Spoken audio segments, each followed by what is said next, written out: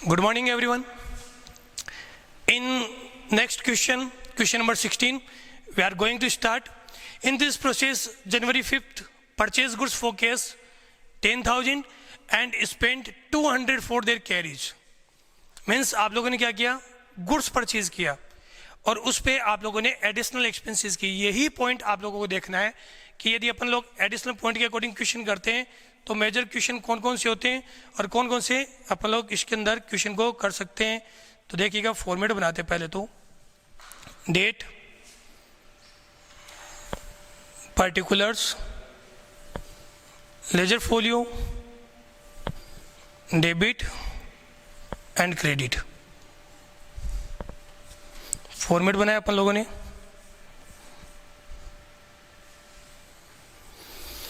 अब फॉर्मेट के अकॉर्डिंग जब एंट्री करते हैं तो एंट्री कैसे करेंगे वो देखिएगा.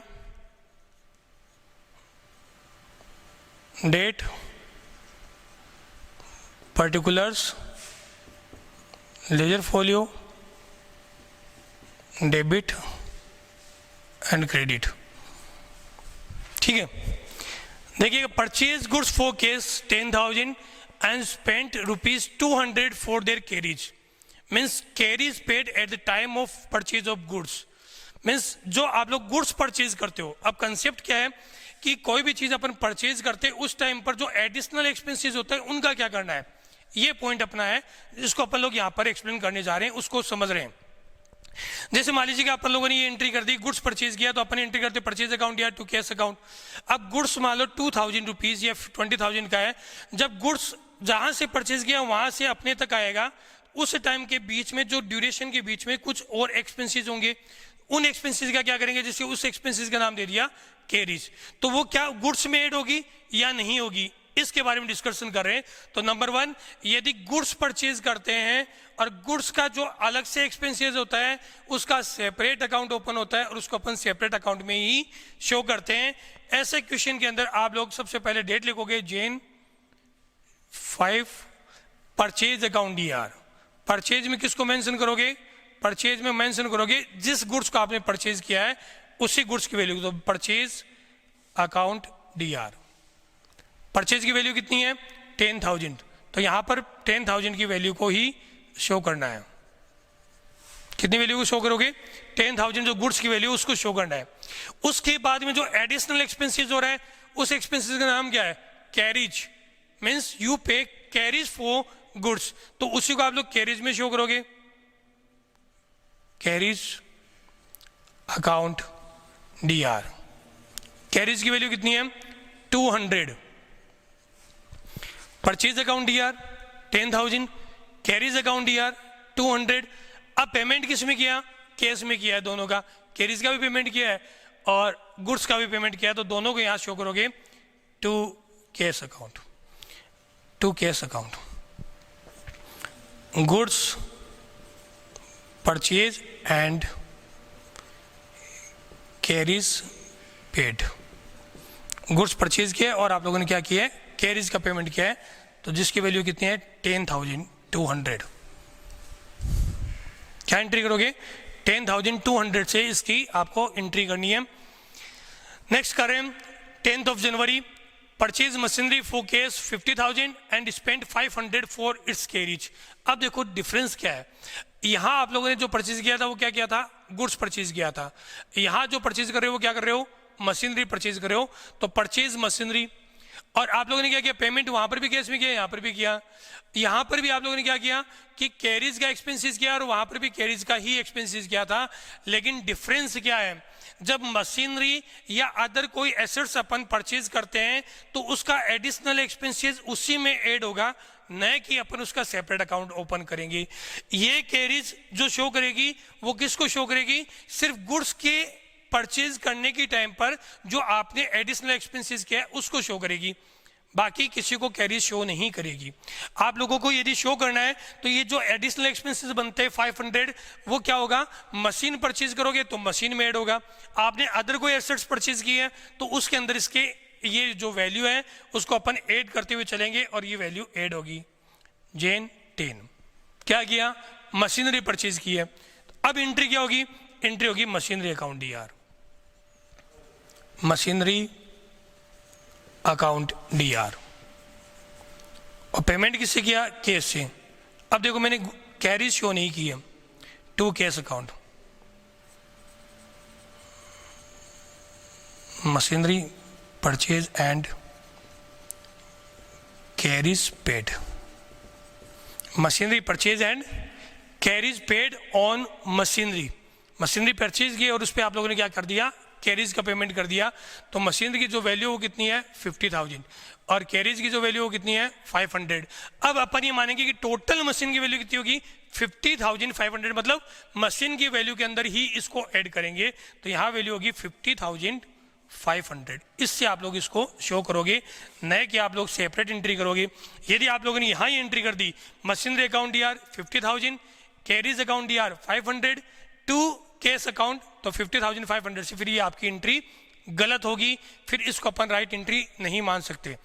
नेक्स्ट है उसके बाद में जनवरी 15 को पेड ₹20,000 फॉर सीमेंट, सीमेंट के लिए पेमेंट किया 20,000, 10,000 for timber and 5,000 as a wages for the construction of building, मतलब बिल्डिंग का कंस्ट्रक्शन चल रहा है, उसके लिए वेजेस पे की, उसी के लिए आप लोगों ने सीमेंट पे की, उसी के लिए आप लोगों ने क्या किया? टिम्बर का पेमेंट किया है।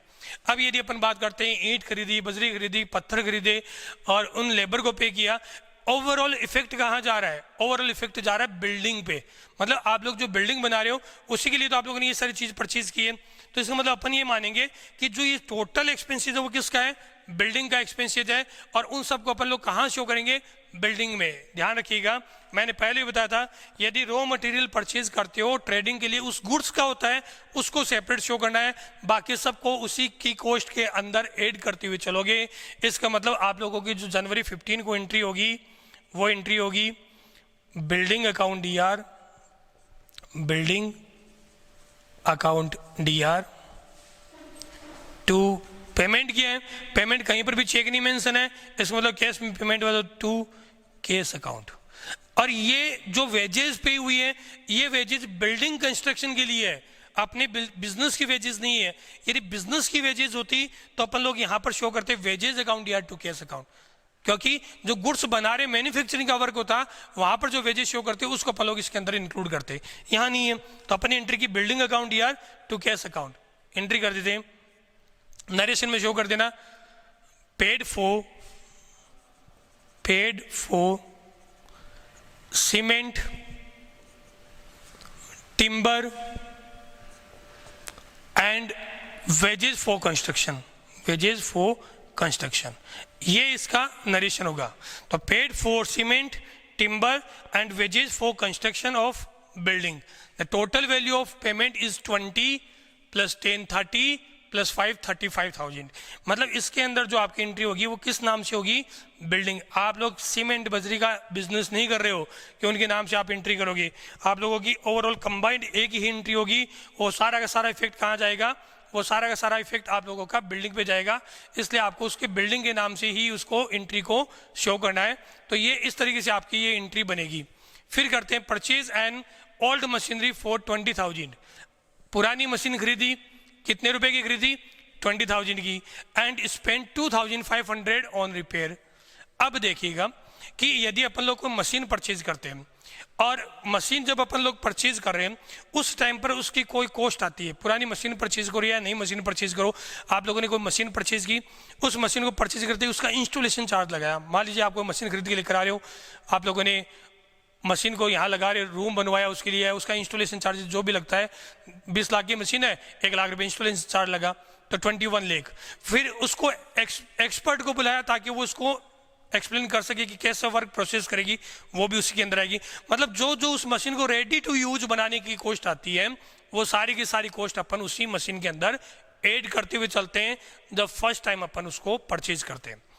मशीन परचेज कर ली, मशीन का यूज किया 2 साल 3 साल, उसके बाद मशीन के कुछ पार्ट में प्रॉब्लम आने लगी, अब रिपेयर करवा रहे हो, तो मतलब अब ये मशीन की कॉस्ट नहीं हो सकती, अब वो क्या आएगा? रिपेयर एक्सपेंसेस में आएगा। क्यों ऐसा डिफरेंस? देखो, आप लोग कार खरीद के लेकर आ रहे हो, ठीक है, कार की एसेसरीज लगवाई, आप सोचोगे कि मेरी कार इतने रुपए की थी, जो भी अमाउंट आप लोगों ने डिसाइड किया 10 लाख रुपए की, उसके बाद आप लोगों ने 2 लाख रुपए की एसेसरीज वगैरह उसमें और लगा दिया एक्सपेंसेस, कार कितनी की होगी?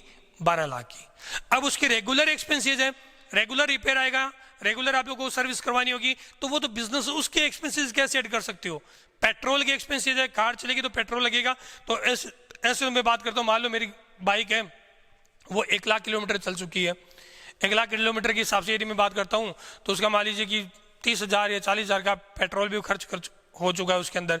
40,000 का पेट्रोल की बात करते हैं, 70 रुपीज़ पर लीटर के अकॉर्डिंग या 50 रुपीज़ पर लीटर के अकॉर्डिंग 50,000 पेट्रोल मान रहा हूँ लीटर, तो देखो कितने रुपए हुए, 50 इंटू 50,000, तो मेरी बाइक तो लाखों रुपए की होगी, जबकि 50,000 की थी, आज तो वो लाख रुपए की होगी। ऐसा थोड़ी ना हो सकता है। मतलब वो क्या, रेवेन्यू एक्सपेंसेज है। कैपिटल एक्सपेंसेज, जब कैपिटल परचेज कर रहे हैं उस टाइम पर उसके एक्सपेंसेज जो इंक्रीज करते हैं वो उस कैपिटल एक्सपेंसेज में आता है, बाकी रेवेन्यू एक्सपेंसेज की कैटेगरी के अंदर ही आता है, उनको अपन काउंट नहीं करते हैं। तो उनको अपन काउंट नहीं करेंगे। आप लोगों को काउंट करने का जो प्रोसेस बताया वो क्या होता है? Purchase and old machinery 20,000। अब पुरानी मशीन ही खरीदी है, पहले से ओल्ड मशीन है, उसको अपन रेडी टू यूज बनाने के लिए जो करेंगे वो क्या होगा? Spend 2,500 on repair. तो पुरानी मशीन खरीदिए, अब उसको रेडी टू यूज तो बनाओगे पहले, उसके बाद में आएगा। तो ये रिपेयर अलग से शो नहीं होगा, ये किस में जाएगा? ये मशीन के अंदर ही जाएगा। और पहले से मशीन परचेज है उसके रिपेयर की बात करोगे तो वो अलग से शो करेंगे। तो इसके बाद 15 के बाद जनवरी 17, कौन सी डेट है?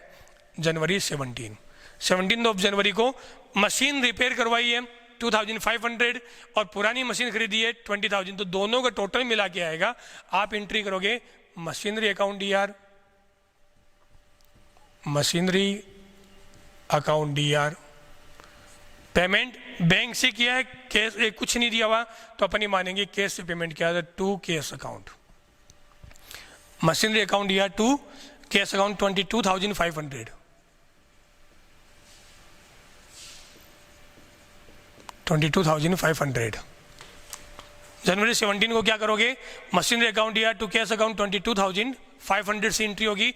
और एंट्री क्यों होगी? क्योंकि मशीन नो डाउट पुरानी मशीन है, लेकिन आप लोगों ने तो परचेज किया, आपके लिए तो नहीं होगी। और उसके बाद उस पर रिपेयर एक्सपेंसेस कर रहे हो ताकि वो रेडी टू यूज हो, उसके बाद उसका यूज किया जा सके, इसलिए अपन लोग इसको इसी के अंदर इंक्लूड करेंगे। नेक्स्ट अपन बात करते हैं paid ₹500 for repairing some other machinery. अब पहले से कोई मशीनरी खरीदी हुई है, उस मशीन पे रिपेयर एक्सपेंसेस पे कर रहे हो, अब कौन सी मशीन का लगाओगे? अब नहीं होगा, क्योंकि पहले से ऑलरेडी मशीन परचेज की हुई है, अब उसका रेगुलर रिपेयर लगेगा, वो रेवेन्यू एक्सपेंसेस में। पहले बाइक खरीदी, अब उसमें पेट्रोल उसमें लगाओगे तो इसका मतलब बाइक की वैल्यू इंक्रीज नहीं होगी। बाइक खरीद रहे हो, उसके ऊपर आप लोग स्टार्टिंग में उसके एसेसरीज वगैरह लगा रहे हो, उसकी कॉस्ट में इंक्रीज होगी। 50,000 की बाइक 10,000 की एसेसरी लगा दी, 60,000 की बाइक होगी। लेकिन पेट्रोल तो रोज डलवाओगे उसके अंदर, उसकी कॉस्ट कैसे इंक्रीज कर सकते हो? ऐसे तो जो सबसे पुरानी बस होगी स्कूल की, वो सबसे ज़्यादा कीमती होनी चाहिए, क्योंकि उसमें सबसे ज़्यादा पेट्रोल लगा है, और जो ज़्यादा पेट्रोल खाता है उसकी मशीन की वैल्यू को तो अपन सबसे ज़्यादा इंक्रीज करेंगे फिर तो ऐसा कभी नहीं होता है। जनवरी 20 को मशीनरी पुरानी पहले से खरीदी हुई है और आज आप एक्सपेंसेस कर रहे हो, तो वो रिपेयर है, तो रिपेयर के नाम से आएगा repair account DR to cash account. इसकी जो एंट्री होगी वो क्या होगी? Repair account DR to cash account. और वैल्यू कितनी है? 500 की वैल्यू से एंट्री करोगे रिपेयर के अंदर। Repair account DR to cash account, first, second, third, 4, 5, ये 5 एंट्री है। इन पांचों एंट्री का मेन जो कंसेप्ट था वो कंसेप्ट क्या था, ताकि अपन लोग ये देख सके कि जो एंट्री करनी है अपन लोगों को, वो एंट्री का मेजर कंसेप्ट क्या बनेगा। कंसेप्ट क्या बताना था इन पांचों के अंदर? पहले इसका स्क्रीनशॉट ले लीजिएगा ताकि आपको दिक्कत नहीं है, फिर दोबारा इन सब की बातें करते अपन लोग। ओके, अब इसमें देखिएगा, इन सारे एंट्री को बताने का मेन कंसेप्ट अपन लोगों का रहा वो रहा कि कब अपन लोगों को एडिशनल एक्सपेंसेस जो होते हैं उनको ऐड करना है और कब नहीं करना है। तो ऐड करने के बारे में मैंने आप लोगों को बताया कि यदि अपन लोग कोई मशीनरी परचेज कर रहे हैं, नो डाउट, अब मैं ये कह दूं नई मशीन परचेज कर रहे हो, तो इसका मतलब ये नई मशीन के लिए नहीं कह रहा हूं मैं, तो बस इतना ही कह रहा हूं यदि कोई मशीन परचेज करते हैं उस टाइम पर उससे रिलेटेड कोई एक्सपेंसेस होता है वो उसी में ऐड होता है, बाकी में ऐड नहीं करते। जैसे आप लोगों ने फर्नीचर परचेज किया, फर्नीचर परचेज आप एंट्री करोगे फर्नीचर के अंदर, furniture account DR to cash account, furniture account DR to cash account, first entry ये करोगे जब आप फर्नीचर परचेज करोगे। आप लोगों ने फर्नीचर परचेज नहीं किया, आप लोगों ने फर्नीचर परचेज करने के बाद में ये फर्नीचर जो परचेज किया वो ओल्ड फर्नीचर है, किसी के लिए तो पुराना था, उससे कह दिया भाई तेरा पुराना फर्नीचर मेरे को दे दे, मेरे काम आ जाएगा। आपने ओल्ड फर्नीचर परचेज किया, तब भी आप एंट्री ये करोगे फर्नीचर अकाउंट या टू केस अकाउंट। अब ये फर्नीचर जैसे ही परचेज किया उसके बाद इसकी रिपेयर करवाई आपने, रिपेयर, क्योंकि ये इस कंडीशन में नहीं था, कुछ कलर करवाना था, कुछ और रिपेयरिंग करवानी थी, कहीं से टूटा हुआ था, तो वो आप लोगों ने वो सारा काम करवाया और इसके अंदर आप लोगों ने रिपेयर की वैल्यू को ऐड कर दिया। जब अपन रिपेयर की वैल्यू को ऐड करते हैं तो आप क्या एंट्री करोगे, furniture account DR to cash account, लेकिन with repair value furniture 10,000 repair 2,000, तो टोटल कितने से एंट्री करोगे, 12,000 से। ये हुआ, एक साल कंप्लीट हो गया। एक साल कंप्लीट होने के बाद वापस पहले से पुराना था, रिपेयर करवा के तो काम चला रहे थे, अब दोबारा रिपेयर मांग रहा है फर्नीचर। अब जब रिपेयर इसको मांग रहा है, मतलब after the end of second year third year, मतलब उस टाइम पर जब परचेज किया था उसको छोड़ के बाकी कोई भी टाइम होगा उस टाइम पर दोबारा रिपेयर करवाने की जरूरत पड़ गई।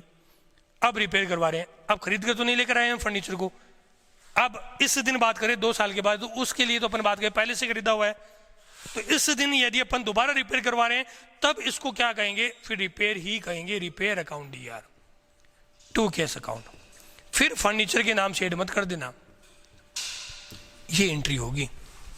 कंसेप्ट ये बताना चाह रहा हूं आप लोगों को। चलो मान लेते हैं इसकी बात तो ये हुई।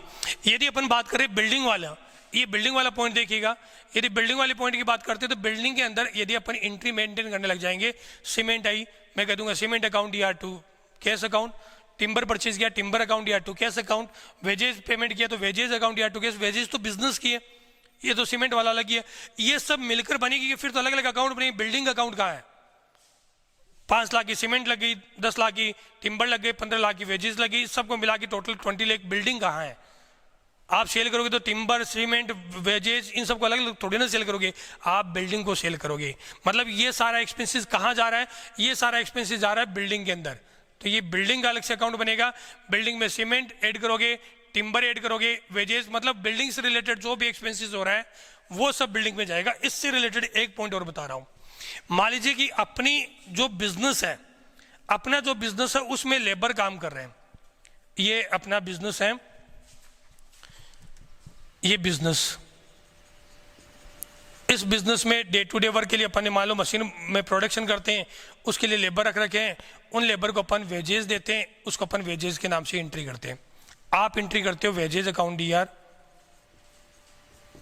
टू केस अकाउंट, बिल्कुल सही है, बात भी सही है, क्योंकि अपन प्रोडक्शन का काम कर रहे हैं, लेबर वर्क कर रहे हैं, उनको पेमेंट करेंगे वेजेज।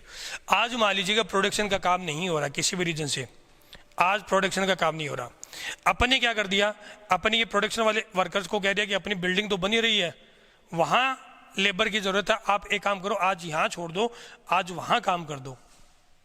अब क्या होगी एंट्री, यहां पर वेजेस के नाम से एंट्री करोगे, बिल्डिंग के नाम से एंट्री करोगे, तब देखिएगा अपने लेबर, बिजनेस के लेबर वहां जा रहे हैं, आप इनको सैलरी दो, पेमेंट करोगे, तब क्या एंट्री करोगे, वेजेस अकाउंट या टू केस अकाउंट, राइट है।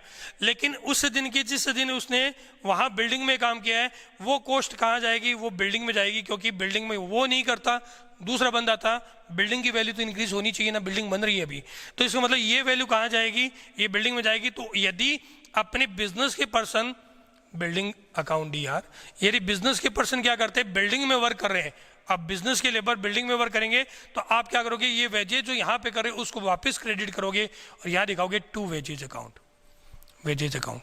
मान लीजिए 30 डेज की आप लोगों ने 30,000 का पेमेंट किया, आपने एंट्री कर दी वेजेज अकाउंट दिया टू कैश अकाउंट 30,000, उसमें एक दिन बिल्डिंग में काम किया था, तो इसका मतलब 1,000 रुपये आप वापस वेजेज में से कम कर दोगे, वेजेज में कम कर दिया और पेमेंट कहाँ चला गया, बिल्डिंग में, बिल्डिंग डेबिट होगी। इस तरीके से आप लोग इसकी और एंट्री कर सकते हो। एंट्री करने का कंसेप्ट जो मैंने बताया आप लोगों को, वो कंसेप्ट यही बताया है कि बिल्डिंग के अंदर यदि आप लोग एंट्री करोगे तो बिल्डिंग की वैल्यू इंक्रीज होगी, और आप लोग यदि टिम्बर और वेजेज को शो करोगे तो टिम्बर वैल्यू, तो उनकी एंट्री कभी नहीं होती है। मशीन बिल्डिंग बनाते हैं, पुरानी बिल्डिंग खरीदी, रिपेयर करवाया, बिल्डिंग में जाएगा। बनी बनाई बिल्डिंग अपनी पहले से 4 साल हो गए बिल्डिंग खरीदी हुए, आज रिपेयर करवा रहे हो, रिपेयर में जाएगा। तो ये एक एडिशनल कंसेप्ट और था, कब अपन एडिशनल चार्जेस करते हैं वो पॉइंट इस क्वेश्चन के थ्रू मैंने आपको बताया है। तो ये आप लोगों का एक कंसेप्ट और हो गया। आज के लिए बस इतना ही, बाकी अपन नेक्स्ट वीडियो में नेक्स्ट टाइम पर डिस्कशन करेंगे। तो thank you, have a nice day.